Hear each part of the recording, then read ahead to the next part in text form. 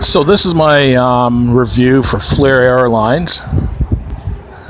Flair Airlines is a discount airline, or maybe if you prefer ULCC, ultra low cost carrier that's based out of Canada and operates primarily within Canada, even though they do fly to some other places like the States.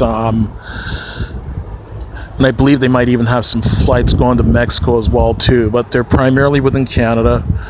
So I flew with Flair Air for my first time yesterday, August 1st, 2019. I flew from Calgary, Alberta, Canada to Vancouver, British Columbia, Canada, which is maybe about approximately 1,000 kilometers or so. The flight lasted about an hour and a half, approximately. So anyways, why Flair Air? Well, the key thing I like about Flair Airlines is their good prices. It only cost me a total of $104 to fly from Calgary to Vancouver. Yeah, $104. And that's including everything, including taxes, including seat selection and everything, and fees and everything, which is quite a good price, because quite often to fly between Calgary and Vancouver, you could be possibly looking at like 3 times that amount. You could easily be looking at $300 one way for that flight.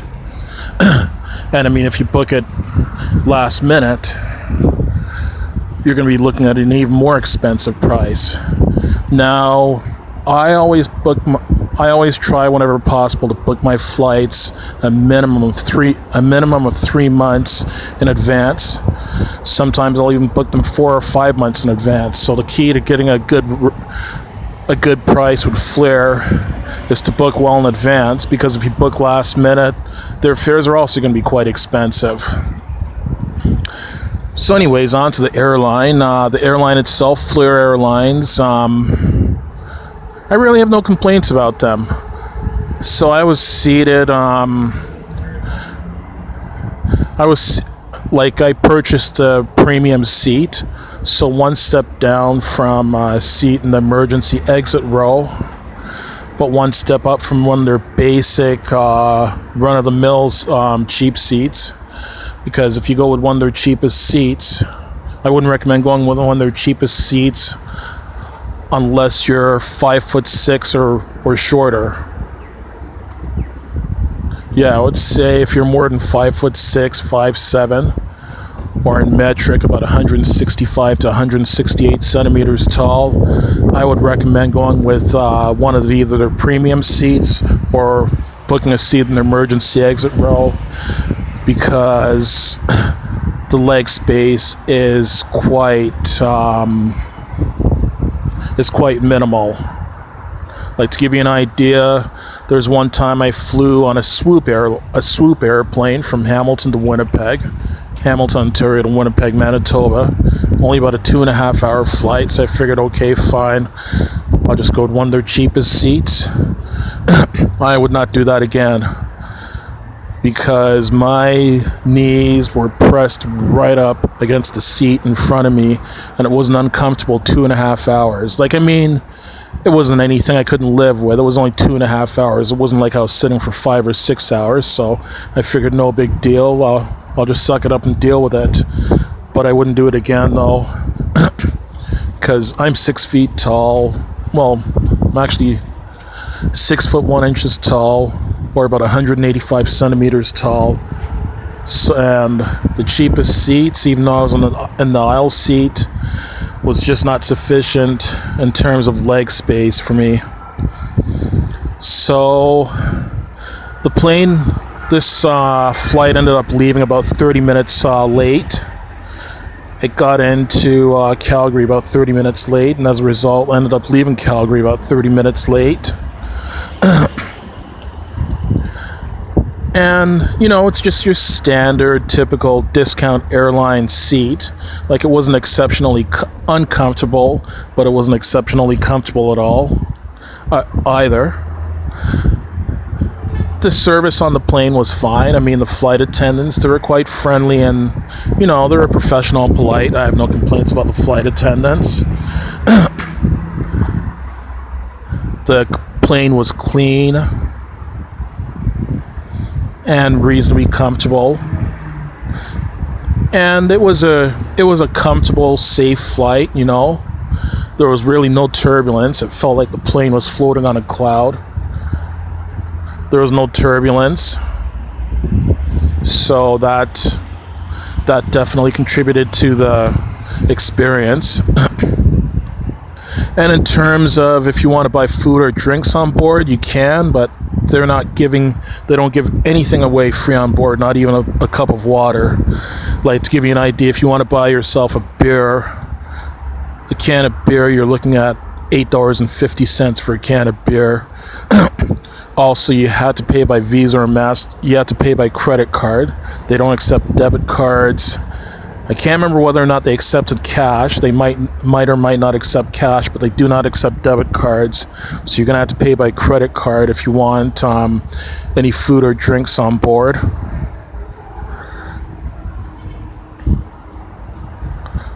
And in terms of and it's a very basic plane. There's no in-flight entertainment, so you're not going to see any movie or anything like that.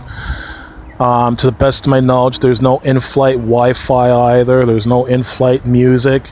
It's a matter of fact, they didn't even have electric socket plug-ins for plugging in and charging up your cell phone, because I was looking around for one and I asked the flight attendant. She said, unfortunately, we don't have any electric socket plug-ins, so either you're going to have to charge up your phone before leaving for your destination, or you're going to have to wait to your destination to charge up your phone, because there are no, at least this particular plane I flew in, there are no plug-ins for cell phones.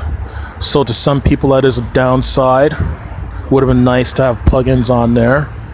The plane took off smoothly. It landed smoothly as well too. As I say, I felt safe because we do have some of the highest flight safety regulations here in Canada, and it was apparent that the pilot knew what he was doing, because he kept the plane very smooth and steady, smooth landing and everything. Would I fly on Flair Airlines again? Yes, I would.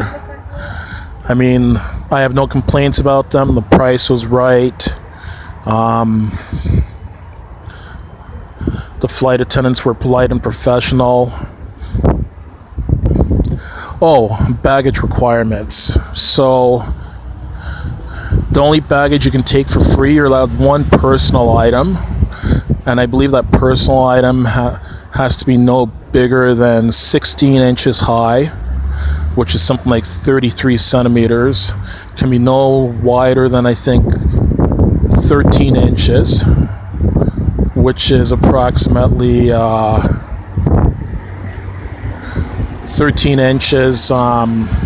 You'd have to check their website. I think 13 inches is about 33 centimeters. Sorry, 16 inches is something like about 41 centimeters approximately, or 40 centimeters. And 6 inches, which is approximately 15 centimeters.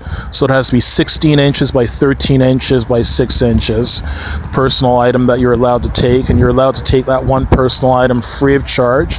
So something like a small backpack or something like that. And you can shove it underneath the seat in front of you. But if you want to carry any carry-on luggage to put in overhead bins, you're going to have to pay extra for that. And if you want to carry any checked luggage to put in the bottom of the plane, the cargo section of the plane, you're going to have to pay extra for that as well too. And the thing with those is, in order to keep your prices as low as possible, if you're going to be carrying any checked or carry-on luggage, it's best that you book that ahead of time online. Because if you wait till you get to the airport to book it, or if you phone them to book it, then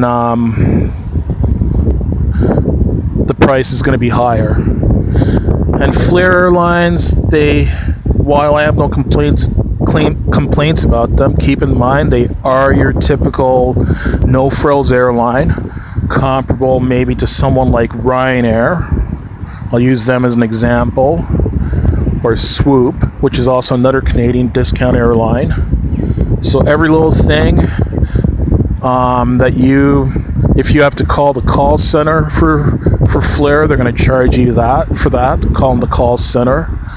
If you have to consult with if you have to have their ticket agents at the airport do anything for you, like print your boarding pass or anything like that, they're going to charge you for that. So make sure if you decide to go ahead and fly with Flair that you check all their terms and conditions on board and all their extra fees and everything so that you know what you're getting into. So yes, I would recommend flying Flair Airlines. Yes, I have read and heard a lot of negative things about them. Like I've heard about them losing people's luggage.